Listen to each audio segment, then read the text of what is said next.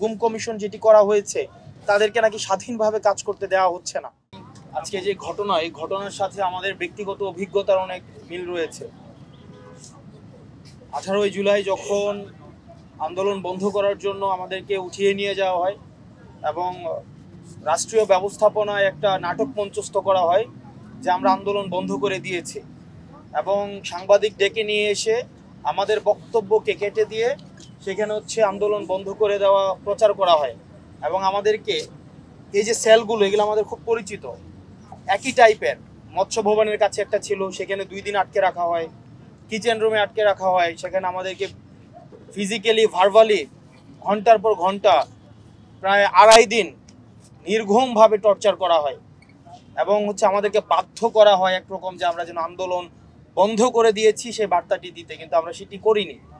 আমরা মিডিয়ার সামনে স্পষ্ট করেছি যে আন্দোলন অব্যাহত থাকবে, শাটডাউন কর্মসূচি অব্যাহত থাকবে। সেটির পরে মিডিয়াকে আমাদেরকে ফেস করানোর পরে আবার আমাদেরকে তুলে ক্যান্টনমেন্টে নিয়ে যাওয়া হয়। সেইখানেও সেফ হাউস খ্যাত আমাদের গিয়ে রাখা হয়। আমাদের যে একের পর এক মানুষের সামনে, জাতির সামনে মঞ্চস্থ করা হয় যে আমরা সেফ আছি, অন্যদিকে আমাদের ফ্যামিলির ভাইদেরকে বোনদেরকে সেখানে বন্দি করে আমাদেরকে দিয়ে আন্দোলন বন্ধ করার চেষ্টা করা হয়। এই যে প্যাটার্নগুলো আমাদের সাথে হয়তো 5ই আগস্ট হয়ে যাওয়াতে আমরা হয়তো মুক্তি পেয়ে গিয়েছি এই শৃঙ্খল থেকে, কিন্তু এই ফ্যামিলিগুলো আজকে 12 বছর, 13, 14, 15 বছর শুধুমাত্র ভিন্নমত পোষণ করার জন্য, কারো ভাই নেই, কারো বাবা নেই, অনেক স্ত্রী স্বামী হারা হয়েছে, স্বজন হারা হয়েছে, এবং তারা জানে না যে আসলে সবচেয়ে হৃদয় বিদারক সেটি তারা জানে না যে আসলে তার স্বামী বা তার বাবা বা তার সন্তান যে বেঁচে আছে নাকি মারা গিয়েছে।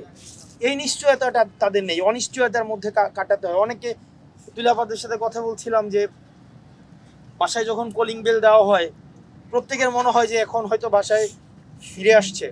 এটা যে আসলে কত হৃদয় বিদারক।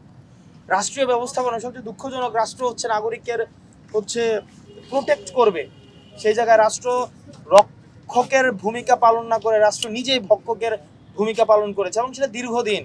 রাষ্ট্রীয় ব্যবস্থাপনায়, রাষ্ট্রীয় পৃষ্ঠপোষকতায়, রাষ্ট্রীয় অর্থায়নে, রাষ্ট্রীয় যে বাহিনী যাদেরকে রাষ্ট্রের নাগরিকদের নিরাপত্তার জন্য নিয়োজিত করা হয়েছে তাদেরকে ব্যবহার করে দলীয় এজেন্ডা বাস্তবায়নে এবং বিরোধী মত দল দমনের জন্য বছরের পর বছর, যুগের পর যুগ সেগুলো বাস্তবায়ন হয়েছে।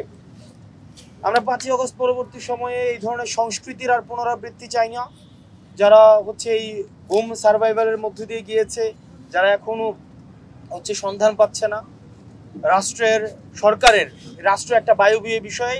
আমরা এই রাষ্ট্রের উপর দায় চাপানোর মধ্য দিয়ে আমরা যারা আসলে দায়ী তাদেরকে আমরা এক ধরনের আমরা তাদেরকে ইন্ডেমনিটি দেই। আমাদের সরকারকে, ডক্টর মোহাম্মদ ইউনূসকে এই বিষয়ে ওনার সুস্পষ্ট অবস্থান ব্যাখ্যা করতে হবে। এবং আমরা শুনতে পাচ্ছি যেটা আরো বেশি আতঙ্কের, যে গুম কমিশন যেটি করা হয়েছে তাদেরকে নাকি স্বাধীনভাবে কাজ করতে দেওয়া হচ্ছে না, তাদেরকে প্রেশার দেওয়া হচ্ছে, তাদেরকে এজেন্সির দ্বারা প্রেশার দেওয়া হচ্ছে।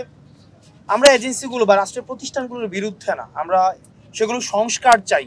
আমরা চাই এই প্রতিষ্ঠানগুলো জনমুখী হোক, জনগণের জন্য কাজ করুক, এবং যেগুলো জনগণের বিরুদ্ধে দাঁড় করিয়ে দিয়ে জনরোষের এই প্রতিষ্ঠানগুলোর মধ্যে প্রতি যে জনরোষ সৃষ্টি হয়েছিল সেটি থেকে যেন এই প্রতিষ্ঠানগুলো পরিত্রাণ পেয়ে প্রতিষ্ঠানগুলো যেন জনগণের জন্য এবং বাংলাদেশের জন্য কাজ করতে পারে।